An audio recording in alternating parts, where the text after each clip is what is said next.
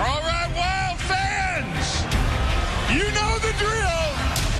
It's time to drop the puck. Let me hear ya. Let's play hockey! It's been a while, but we'll finally hear those words again later this week. And we'll finally see Zach Parise and Ryan Suter in their Wild uniforms. Zach's here to talk about it. The Gophers left Indiana wondering what might have been after a close call against the Hoosiers. Now, number 2 Michigan comes to town. Henry Lake looks at how they stack up against the Big Ten's best. And another day of drama as the NFL gets down to its Final Four. It's all ahead on Rosen Sports Sunday.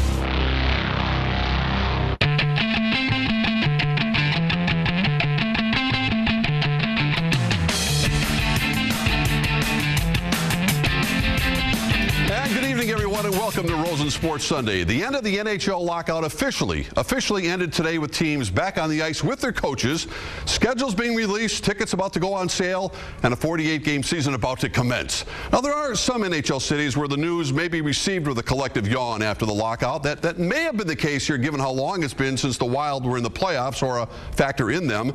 But because of what happened in early July, that's far from the case in St. Paul. In early July, nearly 200 days ago, the Wild stunned the entire National Hockey League, signing both free agents Zach Parise and Ryan Suter to matching 13-year, $98 million contracts. The buzz at the well-attended news conference was something we hadn't seen around here in just about any sport, matched only by the day I think that Brett Favre decided to become a Viking in 2009. But despite the spike in season ticket and souvenir sales, there was always this cloud of uncertainty about the upcoming season. That dreaded word lockout had been talked about for over a year, and when it hit hard and longer than most everyone expected.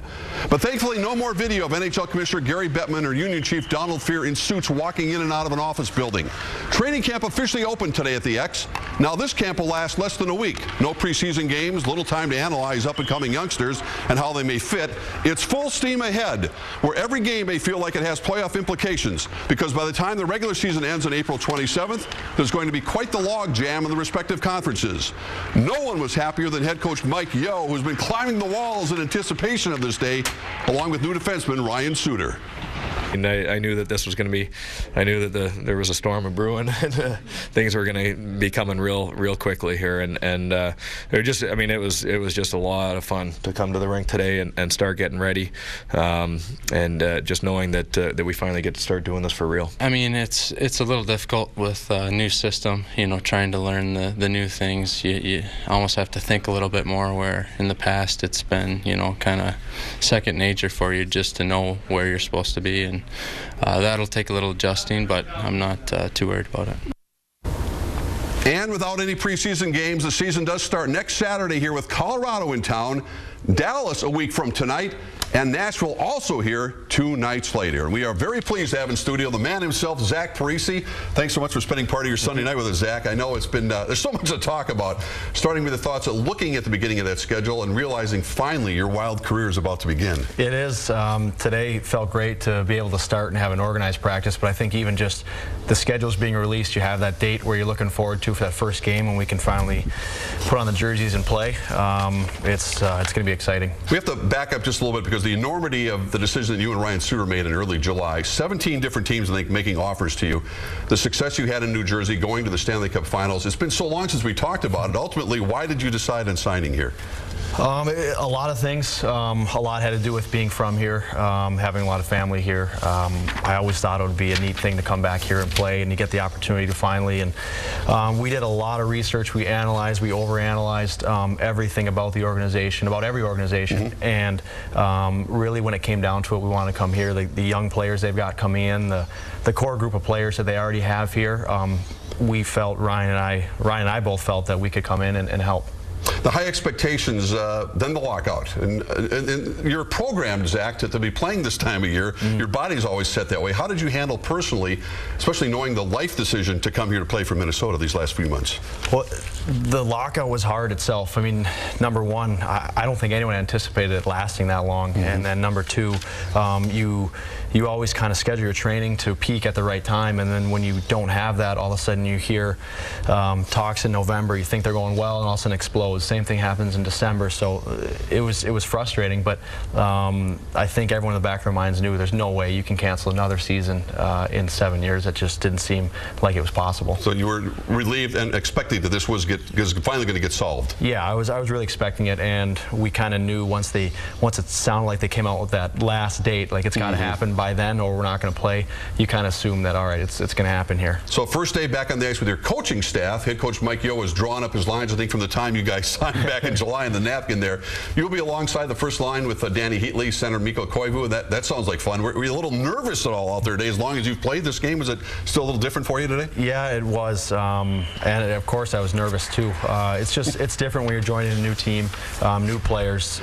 You want to start off on the right foot, and those Mikko and Heater, it's pretty easy playing with those guys, but at the same time you're learning new stuff, you're learning new systems, so it takes a little bit of time to get adjusted. Well, Zach, is the game so much about instincts that in a week's time you can feel comfortable enough in knowing each other's game to click immediately, or will the learning curve be a little longer? That's going to be the challenge. You don't have the luxury of those exhibition games where you can tinker with lines and tinker with different units. You're going right into games. You're going right into divisional games. So I think it's important for us to be patient. If things don't work out, game one, game two, just be patient. We're all good enough players. We'll get the hang of it. We've had athletes with Minnesota connections come here to play for different teams, and the Twins in particular, late in their careers. You're 28, just starting the peak of yours. Does it truly feel like you are coming home? Yeah, it does. I think when you're so used to, or I was so used to, I guess, packing up in September and heading out to New Jersey, and then when you don't have to do that, that's a good feeling. And then all of a sudden, I think it'll be, once we play that first game, I think then it'll hit me that I'm going to be playing here for forever now. Everyone is talking about reaching out towards the fans. They are the lifeblood of this sport. The organization, the marketing department will have to do their part. As the highest profile player in the Minnesota Wild, what can you do? What do you plan on doing? Well, as busy as you're going to be. Yeah, I think as players, number one, you have to put a good product on the ice, and we have to go out and play as hard as we can and try to get a good team out there and win games. I think that's important for fans. And number two, I think it's important for us to go in the community, do things, whether it's skating with youth teams or just showing up at a youth practice, and because the kids love that type of thing, and the fans do too. So things like that I think will be important. As we mentioned, the Wild open the season next Saturday night here against Colorado. There'll be a couple of scrimmages against their farm club from Houston at the X tomorrow night, closed to the public Wednesday. The big promotion is on Wednesday. Let's take a quick look at that. It's Wild Wednesday. Single game tickets go on sale at 8 a.m. The inter-squad game, which just about is sold out. You better check on that before you go out there at 7 o'clock. And the 50% off sale at the Hockey Lodge stores as well. When you forge a new relationship with a head coach, in this case with Mike Yeo, Zach Parise, how does that process work for you? What are your expectations from each other as you kind of feel out the player-coach relationship? We had some talks right away after I'd signed. I think we had the press conference, and it was right downstairs to meetings with the coaching staff. So he tells you how he does things and the way he likes to run systems, the way he likes to communicate with players, and it's a learning thing. You learn what the way he likes to run his bench, the way he likes to run his practices, and it's good. Does it go beyond what makes a great head coach in the NHL? Is beyond the X's and O's? How do you handle adversity, especially in your leadership role in the locker room, apart from the coaches as well? Well, I think the way the coaches handle adversity is a big thing to do with it, and details. I think details are a big factor in it, where you get to that point where as a team there's no second guessing. You're playing, you're going, you know exactly what you're going to do on a lost face-off, on a one face-off. To me, that's when your players are responding to that, that's a good coach. You and Ryan Suter became close during all the international competitions you've had, including the Olympics in Vancouver. Tell the fans what kind of player, what kind of defenseman they're getting with Ryan Suter. He's a guy, and I've said it before, he's a guy that you can play in all situations, and he'll be your top guy in all situations. Power play, penalty kill, shutdown. He's a fantastic player, and he's got a mean streak too. Trust me, I've played against him enough, and he's a mean defenseman. So you have. fans are going to like him a lot. No secret you had hockey in your DNA. Your dad, JP, of course, was an icon here with the Minnesota North Stars. You ended up at Shattuck St. Mary's, then at North Dakota. You made your NHL debut with the New Jersey Devils back in 2005. New Jersey's been your home in the NHL. How tough was it for them, I suppose, for more than you, just to part ways here? I think it was hard for both. For me, it was hard because it was the only thing I knew, and it was a fantastic organization, a great place to learn to play. You have to play the right way, and they've got a great GM and a great coach, and you have a lot of friends there, and that's the hard part. You've achieved so much individually. Silver medal in the Olympics, runner-up, of course, in the Olympics as well. You have unfinished business. You made it to the Stanley Cup Finals against Los Angeles. Let's not forget that last year. What would it mean to you to bring a cup here to Minnesota? Oh, that would be the ultimate. Winning the cup, #1, would be unbelievable. But just the fact that you have the opportunity to do it in your home state, a state that you grew up in, and a state that loves hockey as much as Minnesota does, it would be an unbelievable experience to win here. When you think of Zach Parise, everyone that talks about you talks about the professional pride that you bring to the ring, much the way that your dad did when he played for the old North Stars. I don't know if he brings out the old tape or not, but is that what you think about yourself? The professional pride you take every time you put that sweater on? Yeah, there's no question. I think it's important. I had a lot of good leaders as I was coming through the ranks in New Jersey, and there's things that you gravitate to when guys that come and work and just work hard and keep their mouth shut and play. Those are the guys that I learned to follow, and I think that's what I've tried to do as I become a veteran in the NHL.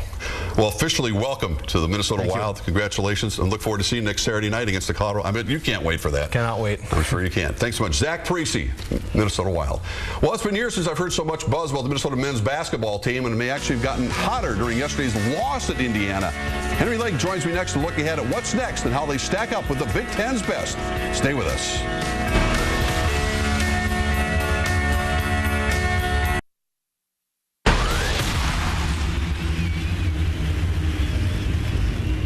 And welcome back to Rosen Sports Sunday. We're live on the couch. The always dapper Henry Lake from KFAN Radio joins us. And Henry, what a great sports weekend. The playoffs, the Gophers, of course. We got everything going on. The Wild starting up. The Gopher men's basketball team in the toughest stretch of games before probably the NCAA basketball tournament, winning at Illinois, losing at 5th-ranked Indiana yesterday. But here's my leading question to you. Do you think you found out more about the Gophers and their comeback loss yesterday than their win at Illinois on Thursday? You found out a lot about the team because when you look at how they played on the road, that's going to be the biggest test for them, is playing elite teams like, Michigan on the road, Ohio State on the road, Indiana yesterday on the road. I found out that they have some resolve and they have some fight, and they will not quit and throw in the towel. Much different than years past with this basketball team. What has been the biggest difference for this team? I think the biggest difference has been, #1, senior leadership. You got Trevor Mbakwe, and you also have Rodney Williams in the mix, and they're playing well and playing at a high level. And also on top of that, they have a little bit of depth in terms of their starting players. Not necessarily in terms of when you go to their bench against some of the best teams in the Big Ten, but against the Northwesterns, against the Iowas, teams like that, they're going to be very deep. They're going to need to do that. The Gophers were 3-0 in the Big Ten, 15-1 overall. Only lost to Duke back in the Thanksgiving weekend tournament in the Bahamas. It was quite the eye-opener in the first half yesterday. The Gophers giving up 52 points and falling behind by 23 to the Hoosiers. 23. Is Cody Zeller as good as advertised? Yeah, going into the year, he was, talked about as the National Player of the Year, probably preseason, and he played like that yesterday against Trevor Mbakwe. Indiana shot 40 free throws. The Gophers just 15. Yeah, they came out more aggressive. Yeah, they did. It was 16-15 Indiana, and in a blink of an eye, Henry, it was quickly 34-17. The Gophers turned the ball over 12 times in the first half. Yeah, and Indiana, they play this frenetic, frantic pace that at times when they're getting into this mode of taking a lot of threes, they're good at knocking down some wide open shots. So I thought the perimeter defense by the Gophers was a little bit lacking in the first half. Well, very frustrating at Tubby Smith. Indiana shot 65% in the first half. So you're down 52-29 to arguably one of the top 2 or 3 teams in the country. The question is, how is this team going to react? If you're Tubby Smith, do you think he talks about defense, tenacity? What happens at halftime in that locker room? Yeah, well, they didn't mail it in. They probably got an earful. and Tubby said, our identity is defense and making good decisions. And you saw in the second half, defensively, they were able to do some good things, and they made better decisions, and they did not turn the ball over as much as they did in the first half. Not even close. I mean, we all know basketball can be a game of runs, but Indiana wasn't about to let up. They knew what they were in store for. It's what Minnesota did in the second half, which was more impressive, I think, think, than most of their wins over the last 5 years. The Gophers defense put the clamps down on the Hoosiers in that second half. Indiana shot just 28%, and a huge difference, and it started with defense. Yeah, absolutely. And look at that. I mean, the athleticism that Rodney Williams has showed on that play.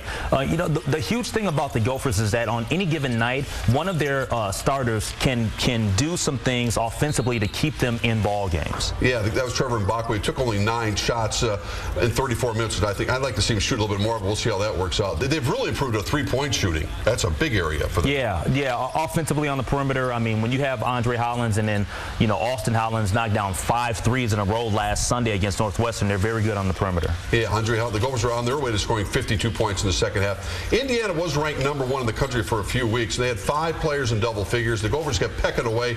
Here's the point where the Gophers down by 3. Hulls misses both free throws. They did get the rebound. Yeah, you know, Cody Zeller, you know, came up with a huge rebound, was able to get the rebound and get it to Jordan Hulls to knock down some free throws. Yeah, that was it. But I'll tell you, there were a lot of nervous fans yesterday, and Jordan Hulls was a nervous basketball player for missing both those free throws. Mbakwe said he promised his fans on Twitter, "I'm never going to let that happen again." But you got to give Zeller credit. He made a very good inside move to get that basketball. Zeller was very impressive yesterday. He played like a preseason National Player of the Year, and he got the better of Trevor Mbakwe. And I think that Trevor's going to need to use that as motivation when they come back to the barn. The Gophers started the week with an impressive win at Illinois, although their bench did not score a single point. How much of an issue will that be going forward? You mentioned in the other games, not a big deal, but do you need them against Michigan at some point, maybe next Thursday? You're going to need your bench players to step into the mix and provide for you, you know, some meaningful minutes and some defensive pressure. Because when you look at the starting 5, you're going to have games where Coleman's going to go off like he did against Illinois. You're going to have Trevor have his games. You're going to have Rodney have his games. Andre Hollins against Memphis. But you're going to need Elliot Eliason, Mo Walker, Julian Welch. You're going to need those guys to be productive coming off the bench. Let's get into the highlights. I was impressed with their tenacity at Illinois when the Illini made a run early in the second half. Andre Hollins with the highlight here, almost a Hail Mary shot. Yeah, let's talk about Joe Coleman. He was Mr. Basketball of Minnesota from Hopkins. He's now a sophomore. How much has his overall game improved?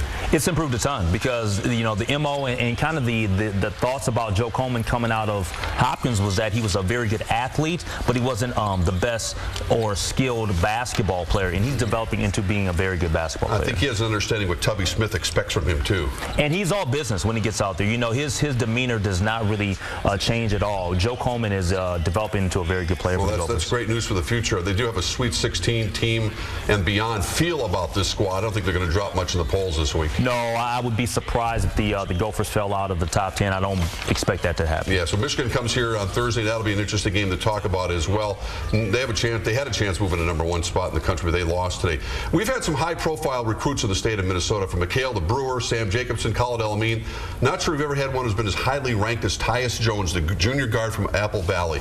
The consensus is everyone else has been in the country, been here knocking on his door. Does Minnesota realistically have a chance of getting this kid? They have a chance if they continue to play at the level that they're playing right now. I mean, we're developing into being a high-profile type of situation and program. You know, but the Gophers being in the top 5, 6, 7, in the top 10 this year, that's not going to hurt your chances at all. He's a junior. When do you think he'll decide on his school? Probably this time next fall. You know, you know, or going not next fall because he's only he's a junior. Yeah, he's a junior. Going into you know, his senior year, he'll probably, you know, cut it down to about 4 schools, and then this time next year he'll probably, you know, make that big decision to go to one of the big programs. Rashad Vaughn of Cooper's another one. He's a good kid. Yeah, he's a good kid. Very athletic. He went to Cooper, so there's going to be the natural comparisons between Rodney Williams, as you see the highlight there. He can get up off the floor. He's a more skilled basketball player coming out of high school than Rodney Williams was. Rodney Williams is a better athlete, but in terms of playing, you know, basketball, I think that Rashad's a little bit better basketball player at this point. So either or would be a good thing for this program, and it's starting to see, it sounds like a real program for what Tubby Smith is assembling here for the future. Yeah, and I don't think that anybody can really knock Tubby Smith and what he's done recruiting-wise, because even the guys that didn't pan out here, they ended up leaving because of, you know, situations and stuff, whether it was Cobb, Joseph, Iverson. Those guys are being productive in the other situations that they're at right now. Well, I have a lot of fun to look forward to the next couple of months leading up to the tournament here in CBS in March. It's going to be a lot of fun in Michigan on Thursday. Yeah, looking forward. 6 o'clock tip-off at Williams Arena. You ready for some more football? How can you not be? We'll look at the breakout performances of the weekend. How about Kaepernick? Look at him go. Stay with us.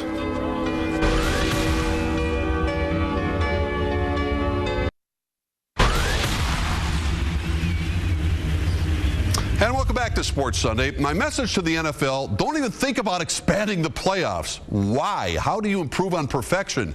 This weekend was so amazing, it's difficult to remember the postseason actually began last week. Remember the Vikings losing at Green Bay? That wasn't the playoffs, wasn't it? Just doesn't seem like it after what we saw today. Viking fans can relate to the pain Bronco fans felt after Joe Flacco threw the 70-yard Hail Mary to push the Ravens into overtime in an eventual double OT 38-35 stunner over Denver. The Broncos were the big favorites, but the Ray Lewis retirement tour will now go to New England, and Matt Burke has another shot perhaps at a Super Bowl appearance. Any questions about the 49ers switching to quarterback Colin Kaepernick were pushed aside when he ran wild against the Packers last night.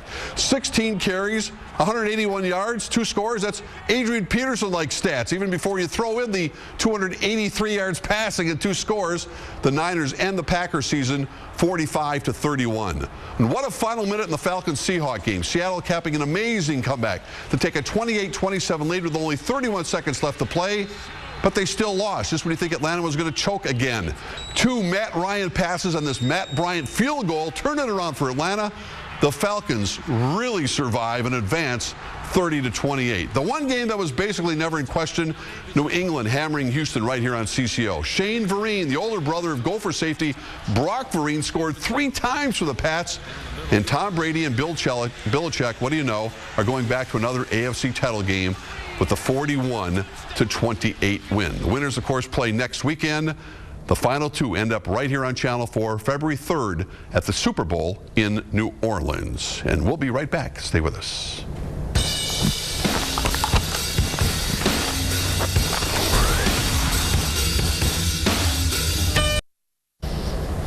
We want to thank our guests, Zach Parisi of the Minnesota Wild and Henry Lake of KFAN. Of course, thank you for watching Rosen Sports Sunday. We'll be back next week following...